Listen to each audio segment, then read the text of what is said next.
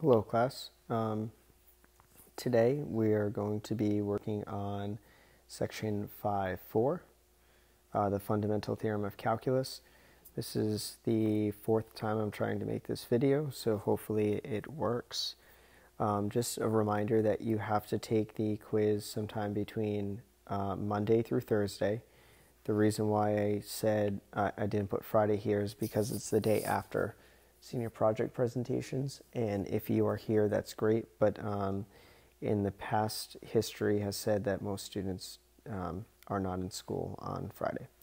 So make sure, if that's the case, you are taking it sometime between Monday and Thursday, and you don't need to wait till the week after. You can take it during off-roll PLT time, lunchtime, after school, or during class, or even advisory time. I'll add that one. All right, I have found all of the antiderivatives in my calculator for the warm-up. To save time, feel free to pause the video if you are interested in knowing or doing some of this work out. Just a note that should be 1. The calculator does a good job rounding, but not a perfect job.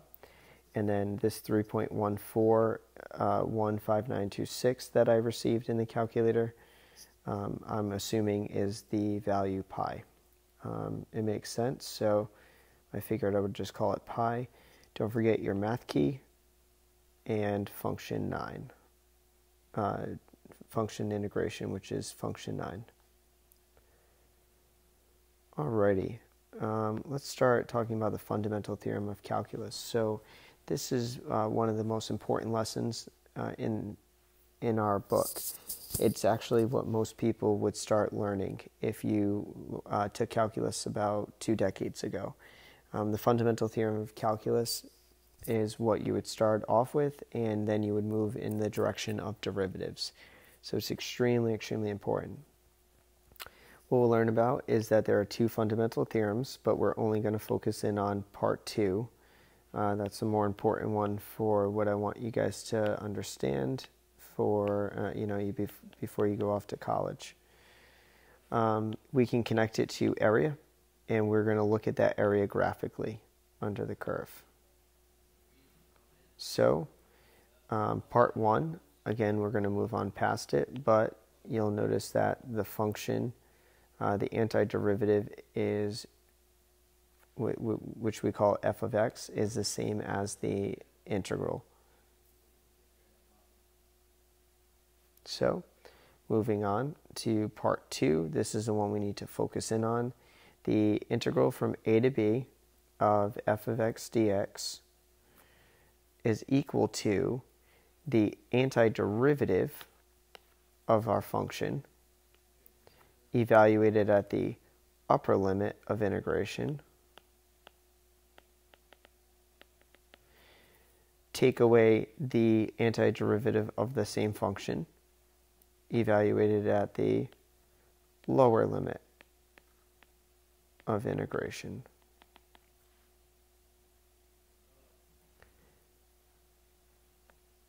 All right. Before we start our next example, I'm going to save the video and I'll start a new one.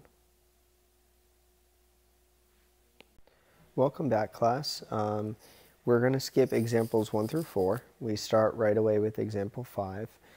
The reason for this is because we're working with the fundamental theorem of calculus part 2, so we're looking for the area under the curve of our definite integral. So you'll notice I already put a graph here from -1 to 3, which are our integration, areas of integration, and the function x cubed plus 1, which you see in red, along with the x-axis in orange. Our goal is to find the area shaded, which is between all of those pieces. So let me just quickly show you the shading that's going to occur here.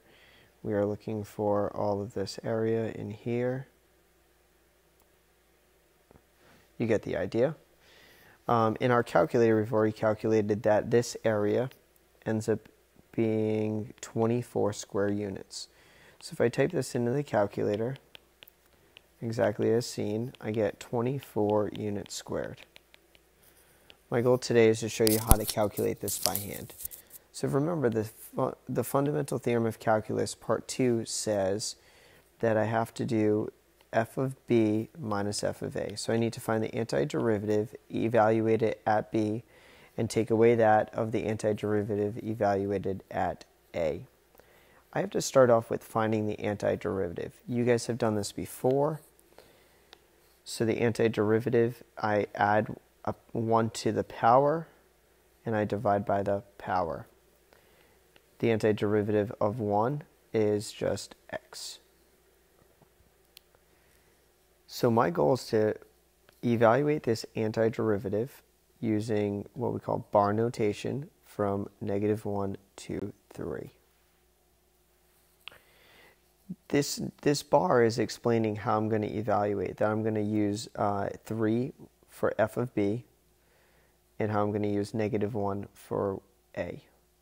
So wherever I see x, I'm going to evaluate it with 3 first, and then with -1. So 3 to the 4th power over 4 plus 3. I like to separate it with brackets so I know that that is just f of b. I'm going to take away from it f of a. So evaluate -1 to the 4th power, and then -1.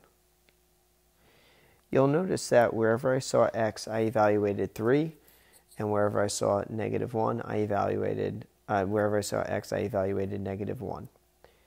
The first one being the antiderivative evaluated at 3, and then the second one being the antiderivative evaluated at -1. Again, this function is my antiderivative. Okay, so after evaluation, I'm going to evaluate, I'll get 81/4, and I'm going to convert 3 to fourths, so I'll call it 12/4. It just makes everything easier if it's all in fractional form. And this one will be a +1/4 because it's to an even exponent, minus 4/4. So I get 93/4 minus -3/4. Negatives are extremely important. We get 93/4 plus 3/4, which is 96/4, which ends up being 24 units squared. So I get the same thing, 24 units squared, in my calculator as I did evaluating it by hand. All right, I'm going to save the video here, and I'll explain our next steps with this. Even though we answered the question, I'm going to ask a little bit more of you on this question. All right, class. So here we're back. Having a little bit trouble recording this, so let's try one more time. All right, so you'll notice that we have the graph here. I erased what was here, but the area here was 24. Whoops. I'm going to try to shade this quickly. So the area here is 24. Now, before our last lesson, we learned about the sum and difference rule. So if this area is 24, I'm just going to write it in real quick. That area is 24, and the function is x cubed plus 1. All right, the sum and difference rule right here, the sum with our particular areas of integration are listed.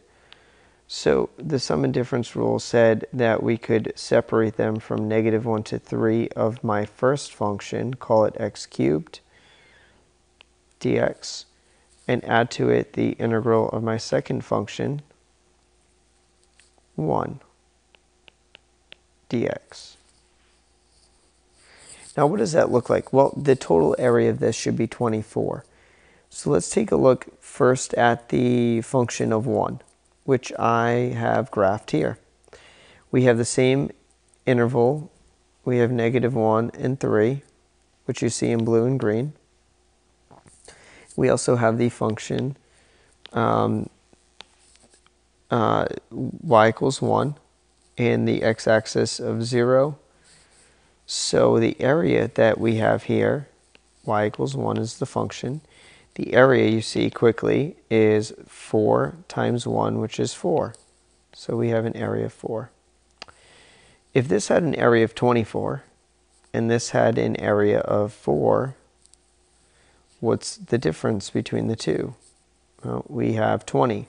So the x cubed function, which I have placed right over here, in reality, if this function is x cubed, then its area should be between -1 and 3. The area should be 20. So our goal, again, you're not going to be accountable for proving this, but the goal here is to actually prove it. We have some positive area listed right here. Whoops. Let's try that one more time. We have some positive area right here.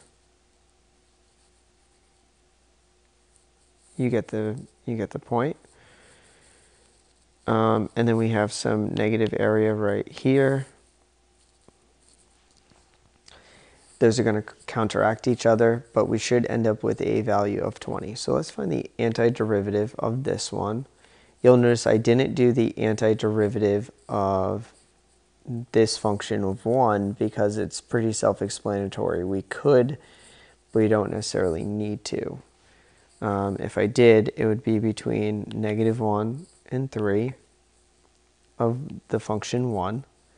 The antiderivative would be x evaluated from -1 to 3, which would be 3 minus -1, which is 3 plus 1, which is 4. The more difficult one is the curved function here, x cubed. So that is going to be from -1 to 3 of x cubed dx.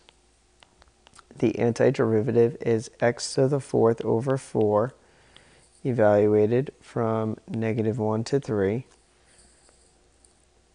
So we start with f of b first, which is going to be 3 to the 4th over 4.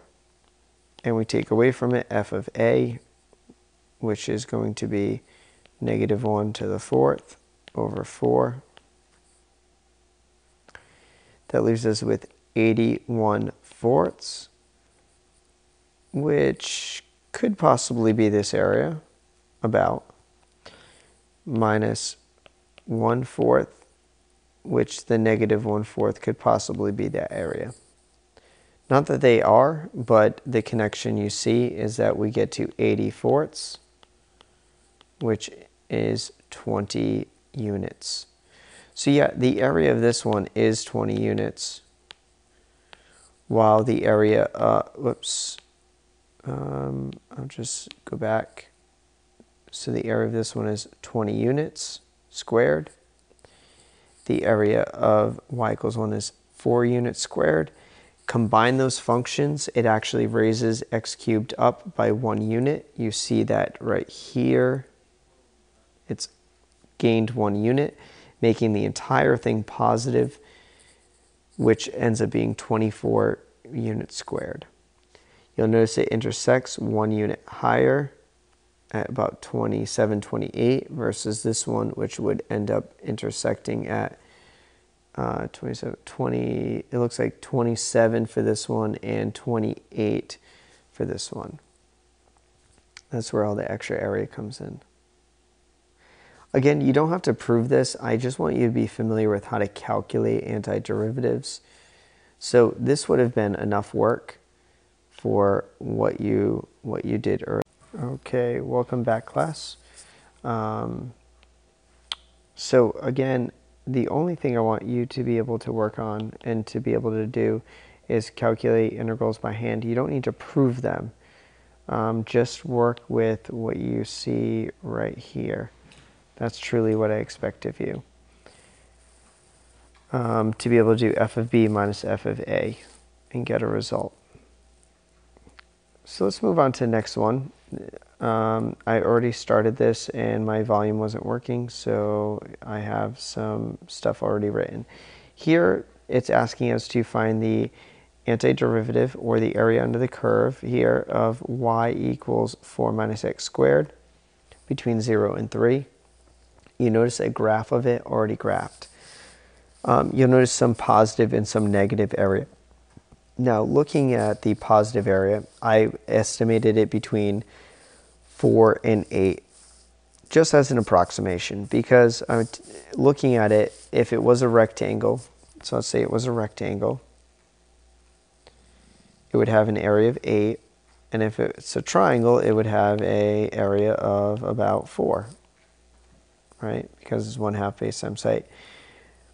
What I do know, I don't know the area yet, but I do know is that the bottom one is also about -2.5. The reason being it's 1 unit wide and it is 5 units tall. That makes it 5 units, but it's very similar to a triangle. I mean, it's curved, but so we know we need to use the triangle formula to try to approximate it, but it's not an exact triangle. So I approximated that to be about -2.5, and the above one to be about 4, between 4 and 8. Taking 2.5 away from both of these values, I get about 1.5 to 5.5. So my integral between between 0 and 3 of 4 minus x squared should be anywhere between 1.5 and 5.5, just as an approximation. Now, I actually did this in the calculator, and I got a, let me see, I have between 4 minus x squared between 0 and 3 dx. The exact value in the calculator came out to be 3, which does fall between 1.5 and 5.5, so that's pretty good. Now, I need to find the antiderivative of this function, but I also need to evaluate it between b and I'm going to take away the evaluation of it at a. That is the purpose of the entire lesson today, the fundamental theorem of calculus. So, I'm going to, let's see, I'm going to find the antiderivative first. Let me change colors. The antiderivative first is going to be 4x, x to the 0 becomes x, and then minus x cubed over 3. That entire function is the antiderivative, and I'm going to evaluate that between 0 and 3. So, let me see, 4 of 0, no, I'm sorry, 4 of 3 minus 3 cubed over 3 is the first, that's my f of b, and I'm going to take away f of a, which is 4 times 0 minus 0 cubed over 3. The nice thing about that part is there's not much work I need to do. It goes to 0, 4 times 0, anything times 0 is 0, minus 0 is 0. I'm left with this part, which is going to be 12 minus 27/3, which is 12 minus 9, which is 3. So I did get the same result as what the calculator gave me.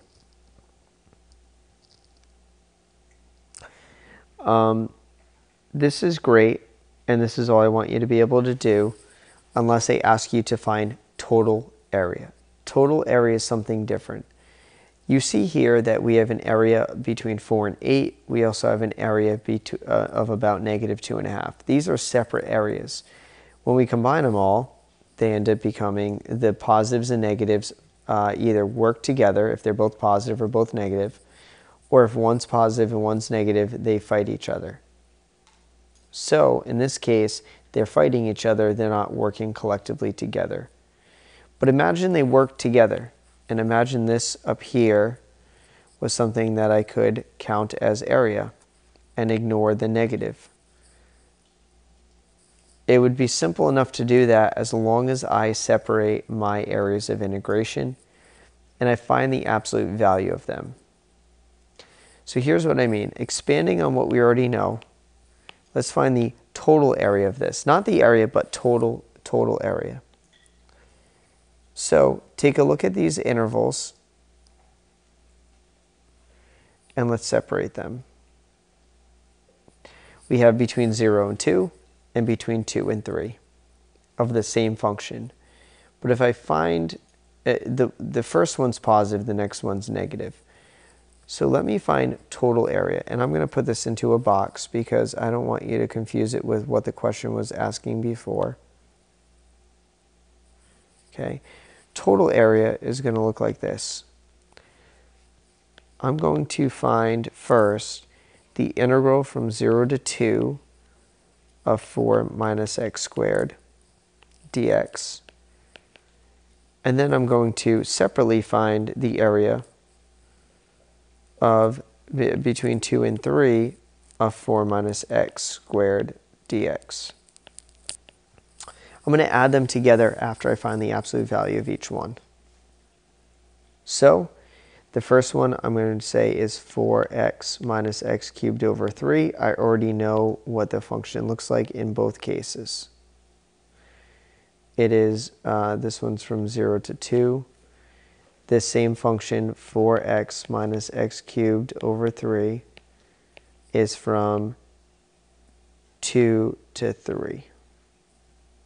I'm going to change the color as I evaluate them, just so we can kind of follow along.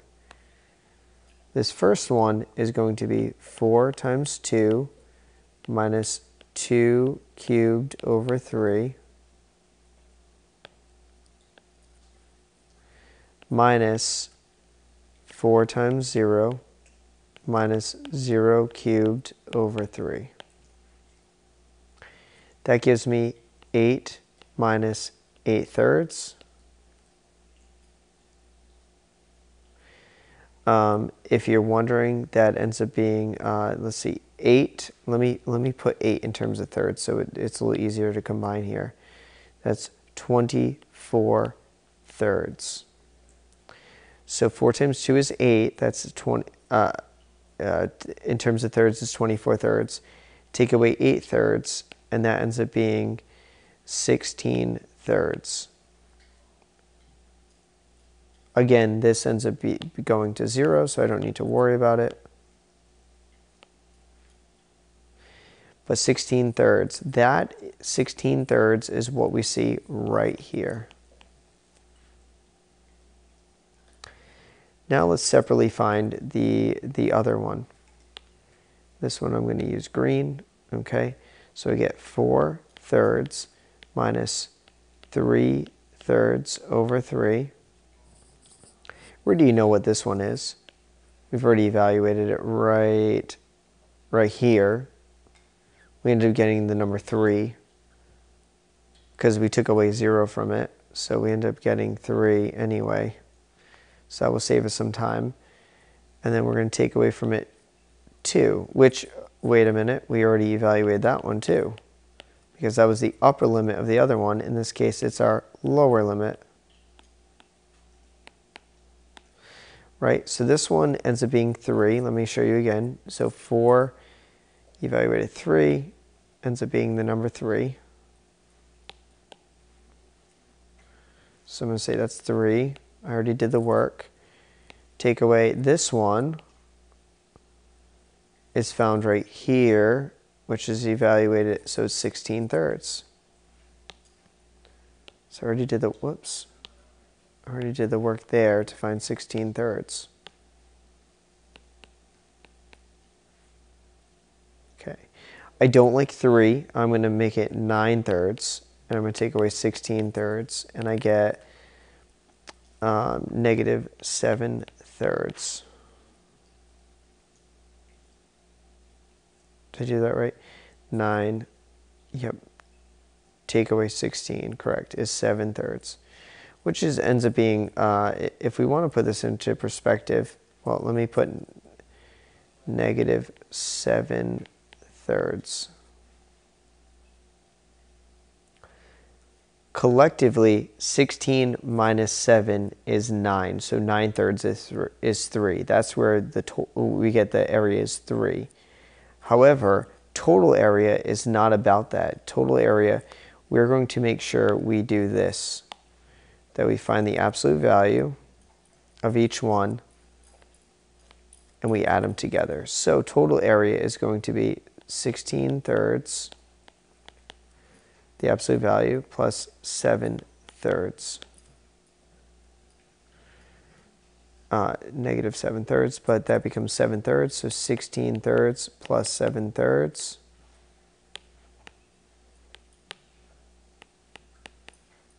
Okay, 16 and 7 is 23/3. 7, 14, 21, that's about 7 2/3. Alrighty, welcome back, class. Sorry I had to stop abruptly. My dog was coughing. Alright, so recapping. The only thing I want you to be able to do again is evaluate the integral. But I also want you to be able to determine total area, not just area. So recapping what we have 3 being the area, and that's because the positive area is 16/3, which is about what is that, 5 1/3, so that is 5 1/3. And then that also includes the negative area of negative 7/3, which is negative 2 1/3. So yes, 5 1/3 minus 2 1/3 ends up being 3.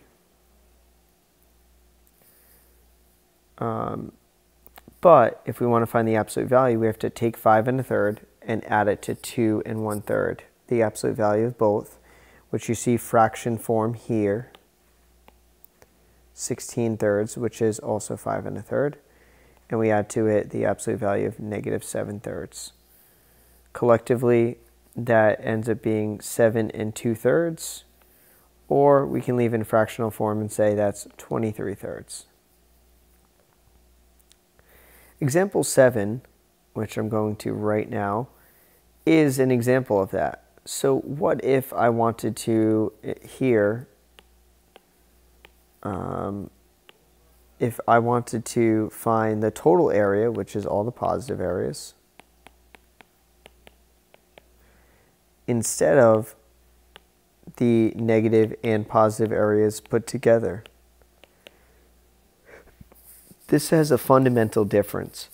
If I calculate the function, now I don't expect you to do this one by hand at all. This would be tough for even me to do. This involves the reverse of the chain rule, and the reverse. You got some product in there. Yeah, this is a really intense problem.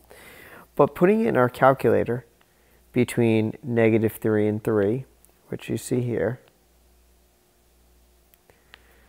of x cosine 2x dx.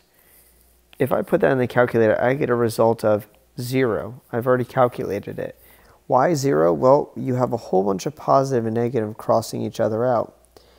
This positive goes with this negative, these negative and positives, and these negatives and positives, and you get 0. We don't want that. In some cases, we want just the positive area or the total area. So, how to make this positive is quite simple. You just find the absolute value of the function. So in your calculator, you want to evaluate the absolute value of x cosine 2x dx. Notice dx is on the outside. Only the function goes on the inside with the absolute value. I'm going to throw the absolute value in a different color. Let's do green. And that whole thing you are finding the absolute value of. That result, which is much different, let's see, we get in our calculator 5 equals 5 point, doesn't equal, it's approximately 5.425.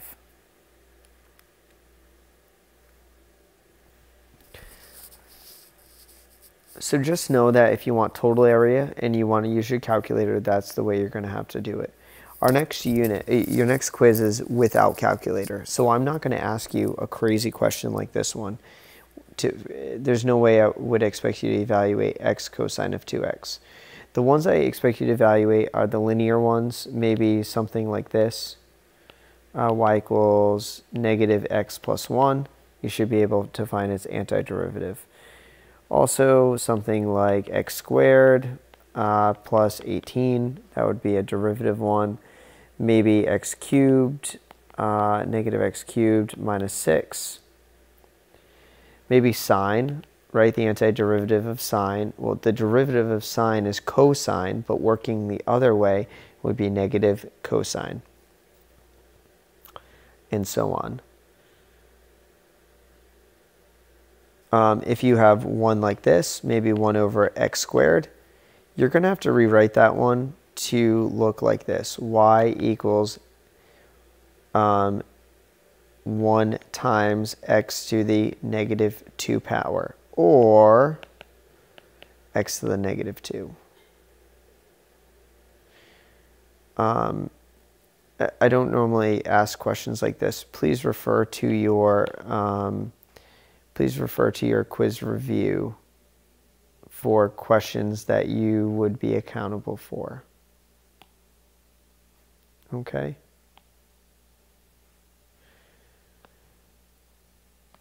Again, total area is if we were to partition the interval from A to B. So let's see what we did. We found partitions. Take a look at this one. We partitioned 0 to 2 and 2 to 3. This one we partitioned everything that was a 0. So a 0, a 0, a 0, a 0, and a 0. So partition your zeros, which absolute value helps you get there with a calculator. If not, you do it by hand. Integrate over every subinterval, which is what we did. Whoops. And here's an example of the integrate over every subinterval. We integrated from 0 to 2 and then 2 to 3. Those are subintervals. So we did all of that. And then add the absolute value of it, which you also see here. And I already highlighted the other ones. Oh. So you have all the knowledge you need now to be able to integrate it, to hand calculate all these antiderivatives. Check your work with a calculator. You can type in antiderivative calculator online, or if you have a TI 83 or 84, it will work. If your calculator has old notation, like this one right here, what that is, let's take a look. So if you type in 0 to 1 of x squared minus 1 dx in your calculator, that's great. If you have old notation, it will look like this, NINT. All right, class, sorry about that. So if you're entering these in the calculator, just remember that this is what an old calculator will have, a newer calculator. The older calculator is going to be a little bit different. It's going to be an NINT. It's going to load up with a parenthesis right away. What you're going to do is you're going to type in your function x squared minus 1, and then you're going to put a comma, and your variable of integration will come next, a little bit out of order, right? That's your dx part. And then it will be your lower and upper limit of integration, all with a comma. Buddha, go lay down. Buddha! Lay down. All right.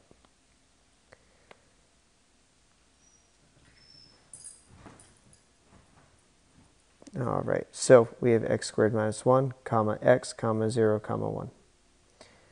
All right. Looking at the next question, I'm just going to do 2 more from the textbook quickly. Actually, I'm going to let you work on this 46, but I'll do 45 as a model. So we have this right here. In this example, we have 2 separate functions and they are intersecting at 1, 1. So let's break our integral into 2 different integrals. What we truly want to do is we want to find the area of this one right here. And separately, we want to find the area of this one right here. We can do that by separating using the additive property. So we're going to find the integral from 0 to 1 of x squared dx. We're going to add to it the integral from 1 to 2 of 2 minus x dx. I'll separate the colors so that we can see the 2 different functions. So x squared, the antiderivative is x cubed over 3, and we evaluate from 0 to 1. For the second one, well, let me finish the first one. So we'll do 1 cubed over 3, take away 0 cubed over 3. And that result is 1/3 minus 0, which is 1/3. That's the area of this first one. So the area of the first one will be 1/3. The area of the second one, let me use a different color. The area of the second one is going to be equal to 2x minus x squared over 2, all evaluated from 1 to 2. And there's going to be a lot more work involved with this one. We're going to have 2 times 2 minus 2 squared over 2. Oh, I drew a 3.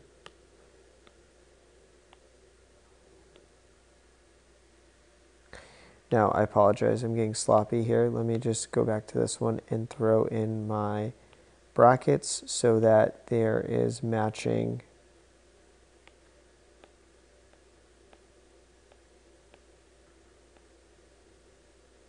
So they are matching in sequence. So I have 2 squared minus 2 squared over 2. Take away, and I'm going to put in 1s for wherever I see my x now.